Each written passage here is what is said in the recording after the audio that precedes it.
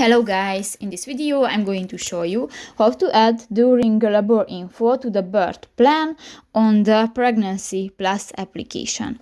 But first of all, I just want to mention, please don't forget to subscribe to our channel, because at 100,000 subscribers we are going to show you our YouTube revenue statistics and growth strategy, how to make money online. So let's jump into it. First of all, open the application on your device. New, click to the Me icon next to the baby button at the lower bar on the screen. And here go to the birth plan button. In the select items section you can find the during labor option under the tiering and episiotomy. Click that and you can find different options. For example, I would like to be able to move or walk around freely, or I would like to try various birthing positions. And if you want to add an item to your birth plan, just click to the plus icon and done. So that's pretty much it for this video guys. See you in the next one. Bye bye.